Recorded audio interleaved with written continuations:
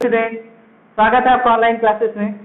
पिछले वीडियो में हम लोग गॉस के प्रमेय के अनुप्रयोग के नियम पढ़े थे कि गॉस का प्रमेय लगाते कैसे हैं वैद्युत क्षेत्र की तीव्रता ज्ञात करने के लिए। तो 5 पॉइंट उसमें लिखाया गया था कि सबसे पहले एक काल्पनिक गॉसियन पृष्ठ लेंगे, बेलन या गोला लेंगे, फिर उस पृष्ठ में एक छोटा क्षेत्रफल लेंगे, उसका वैद्युत फ्लक्स निकालेंगे। फिर उस पृष्ठ छोटे से वैद्युत के कारण नहीं, छोटे से क्षेत्रफल के कारण नहीं, बल्कि पूरे क्षेत्रफल का वैद्युत फ्लक्स निकालेंगे और इसके लिए समाकलन करेंगे। समाकलन करने के बाद जो आएगा समीकरण नंबर 1 मानेंगे। फिर गॉस का प्रमेय लगाएंगे, फाई बराबर क्यू अपन एप्सिलॉन, और अगर आवश्यकता पड़ी क्यू को चेंज करने की तो हम चेंज कर लेंगे और उसको समीकरण 2 मानेंगे। फिर समीकरण 1 और समीकरण 2 को दोनों को आपस में बराबर कर देंगे और ई को एक तरफ रख के बाकी सबको दूसरी तरफ भेज देंगे, वैद्युत क्षेत्र की तीव्रता आ जाएगी और ये हमारा आंसर हो जाएगा। ठीक है, तो आज हम लोग पढ़ेंगे गॉस के प्रमेय के अनुप्रयोग में 4-5 पॉइंट है, उसमें शुरुआत करते हैं। और पहला है हमारा कि बिंदु आवेश के कारण वैद्युत क्षेत्र की तीव्रता ज्ञात करना। किसकी सहायता से?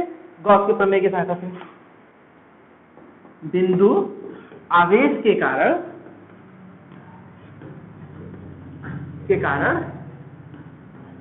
वैद्युत क्षेत्र की तीव्रता।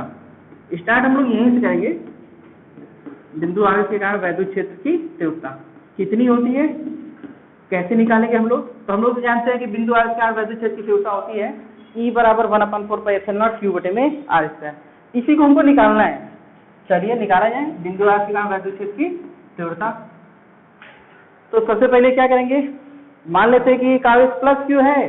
देखिए, माना एक आवेश है प्लस क्यू जो बिंदु O पर रखा है और इससे हमको R दूरी पर, यहाँ पे एक दूरी ले लेते हैं, R दूरी पर स्थित एक बिंदु P है और इस बिंदु P पर हमको वैद्युत क्षेत्र की तीव्रता ज्ञात करनी है। इस बिंदु P पर हमको क्या ज्ञात करनी है? वैद्युत क्षेत्र की तीव्रता कितनी होती है, वो भी गॉस के प्रमेय की सहायता से। तो सबसे पहला स्टेप क्या करेंगे, एक काल्पनिक गॉसियन पृष्ठ मानेंगे। एकदम स्टेप बाय स्टेप चलिए आ जाएगा। एक काल्पनिक गॉसियन पृष्ठ मानेंगे। तो बिंदु है तो बिंदु का गॉसियन पृष्ठ कैसा?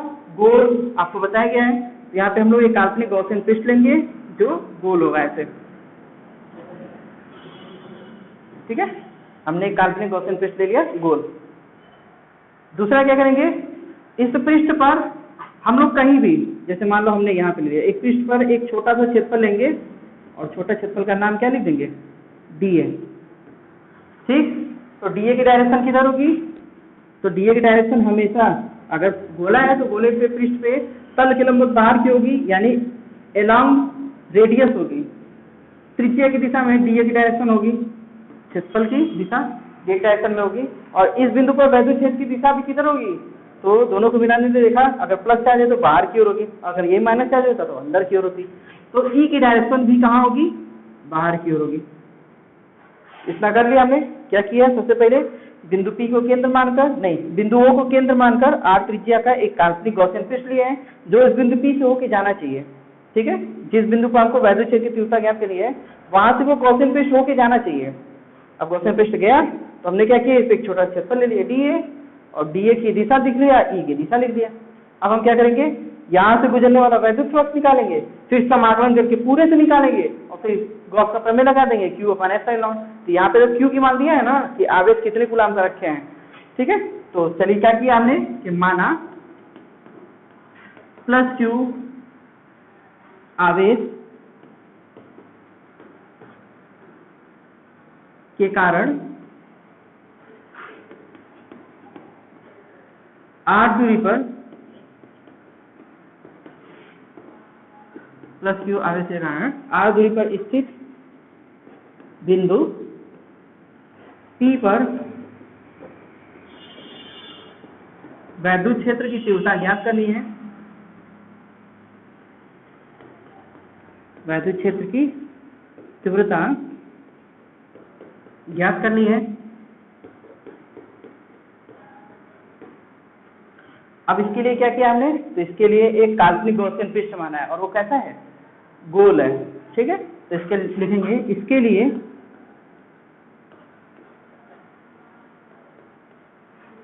लिए बिंदु O को केंद्र मानकर, बिंदु O को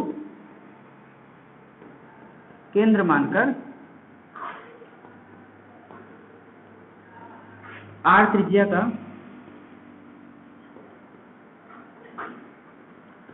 एक काल्पनिक r त्रिज्या का एक काल्पनिक गॉसियन पृष्ठ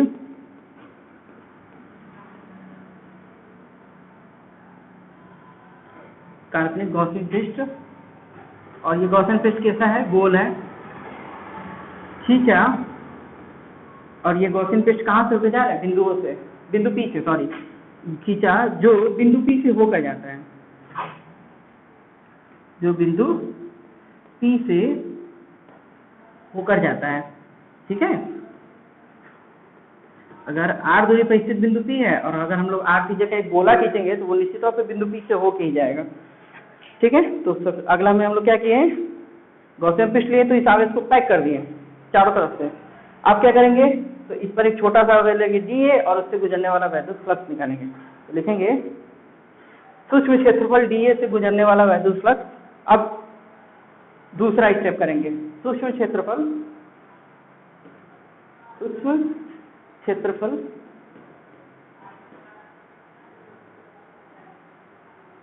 dA से गुजरने वाला वैद्युत फ्लक्स, सूक्ष्म क्षेत्रफल dA से गुजरने वाला वैद्युत फ्लक्स कितना होगा? तो सूक्ष्म क्षेत्रफल से गुजरने वाला वैद्युत फ्लक्स को d phi e से लिखते हैं, d phi लाइन छोड़ के लिख देते हैं। तो d phi e बराबर होगा e क्षेत्रफल की मात्रा dA और दोनों के बीच कोण कितना बन रहा है? तो दोनों अगर एक ही दिशा में है तो 0 अंश का कोण बनेगा। तो cos थीटा की जगह क्या हो जाएगा? cos 0 अंश, और cos 0 अंश का वैल्यू 1 होता है। तो d phi e बराबर हो जाएगा e dA। ये हमारा था दूसरा स्टेप कि हमने छोटा सा क्षेत्रफल लिया और उससे गुजरने वाला वैद्युत फ्लक्स निकाल लिया। तीसरा स्टेप में क्या करते हैं, संपूर्ण पृष्ठ से या पूरे क्षेत्रफल से गुजरने वाला वैद्युत फ्लक्स निकालते हैं, और इसके लिए क्या करेंगे? समाकलन करेंगे। इससे लिखेंगे तीसरे स्टेप में, इसलिए पूरे पृष्ठ से या पूरे गोले से, पूरे पृष्ठ से गुजरने वाला, पूरे पृष्ठ से गुजरने वाला वैद्युत फ्लक्स, पूरे पृष्ठ से गुजरने वाला वैद्युत फ्लक्स कितना? तो phi e से दिखाए तो phi e बराबर होगा समाकलन पृष्ठ वाला, वो भी किसका? d phi e का। छोटे से क्षेत्रफल, छोटे से वैद्युत फ्लक्स का समाकलन कर देंगे, और समाकलन किया हमने तो phi e बराबर हो गया, पृष्ठ समाकलन d phi की जगह रखेंगे e इंटू dA, cos 0 अंश की वैल्यू 1 हो गई थी, ठीक है। e कांस्टेंट, वैद्युत क्षेत्र की तीव्रता कांस्टेंट होती है, उसको बाहर निकाल देंगे, तो E बाहर निकल गया, तो पृष्ठ समाकलन dA। अच्छा, क्षेत्रफल निकालेंगे पूरे का, तो पूरे क्षेत्रफल कितना होगा? गोला क्षेत्रफल, और गोला क्षेत्रफल होता है 4 पाई r²। तो E हो गया E इंटू 4 पाई r²। और आपको बताया गया है कि जैसे ही आ जाएगा पृष्ठ समाकलन करने के बाद तुरंत क्या करेंगे? समीकरण नंबर 1 मान लेंगे। तो हो गया समीकरण 1। तो पूरे के कारण वैद्युत फ्लक्स इतना हो गया, समीकरण 1 मान लिया। अब अगला में क्या करेंगे? नियम नंबर 4 में तो गॉस का प्रमेय लगाएंगे और phi बराबर q अपॉन एप्सिलॉन नॉट लिखेंगे। परंतु हमने निकाला वैद्युत फ्लक्स कितना है, लेकिन गॉस कहता है कि वैद्युत फ्लक्स q अपॉन एप्सिलॉन होता है। परंतु गॉस के अनुसार according to Gauss theorem, Gauss के अनुसार phi e की वैल्यू होती है q बटा में कितना? Epsilon not. और इसको समीकरण नंबर 2 कर लीजिए। क्यों? क्योंकि आवेश की मात्रा हमको पता है। अगर आवेश की मात्रा नहीं पता होता तो इसको चेंज करते हैं और फिर समीकरण नंबर 2 लिखते हैं, ठीक है। फैन बंद कर दीजिए, ऊपर का लाइट बंद कर दीजिए। phi e बराबर q अपॉन एप्सिलॉन नॉट। अब समीकरण 1 और 2 को दोनों को बराबर कर देंगे, लिखेंगे समीकरण 1 बराबर 2 से। क्यों समीकरण 1 और समीकरण 2 को बराबर कहते हैं? क्योंकि हमने निकाला वैद्युत फ्लक्स इतना और गॉस कहता है कि नहीं वैद्युत फ्लक्स इतना, तो दोनों भाई सही है, तो इसका मतलब दोनों बराबर है। समीकरण 1 बराबर समीकरण 2 से। अगले में क्या करेंगे हम लोग? नियम नंबर 5 में समीकरण 1 और समीकरण 2 दोनों को बराबर करेंगे, ई को एक तरफ रखेंगे, बाकी सबको दूसरी तरफ, और सॉल्व कर लेंगे। तो समीकरण 1 और 2 को बराबर कर लेंगे। समीकरण 1 है ई इंटू 4 पाई r² बराबर q अपॉन एप्सिलॉन नॉट। तो ई को एक तरफ रखना है, बाकी सबको दूसरी तरफ, तो यहाँ से हो गया ई बराबर 1 अपॉन 4 पाई, और एप्सिलॉन नॉट भी बटा में, तो इसको साथ कर लिया। r² भी इधर बटे में ही आएगा, तो इसको अलग कर लिए r² और बटे में क्या हो गया q।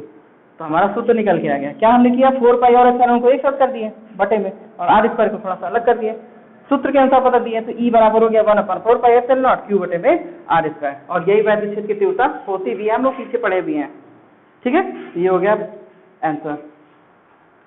पूछेगा कि बिंदु आयताकार वैद्य छेद की तीव्रता कितनी होती है, गॉस का प्रमेय का अनुप्रयोग करके निकालिए। तो हमारा निकल के है ई बराबर 1/4 पाई एप्सिलॉन नॉट क्यू बटे में आर स्क्वायर। और कभी कभी बल भी पूछता है कि गॉस के प्रमेय का अनुप्रयोग करके बल निकालिए। तो बल कितना होता है, तो हम क्या करेंगे अगले में कि एफ बराबर लिख देंगे क्यू नॉट इंटू ई, यही तो होता है, एफ बराबर क्यू नॉट इंटू ई, और वहां पे वैल्यू रख देंगे। तो फोर्स बराबर हो जाएगा 1/4 pi epsilon not Q not और बटे में आर स्क्वायर। अगर बल पूछ दिया तो आप लोग ऐसे कर लोगे, दो लाइन और बढ़ा दोगे, और नहीं पूछा वैद्य छेद की तीव्रता पूछा तो बस उतना ही पे छोड़ दोगे। ठीक है, तो आज की वीडियो में इतना ही, मिलेंगे हम लोग अगले वीडियो में, तब तक के लिए धन्यवाद, थैंक यू।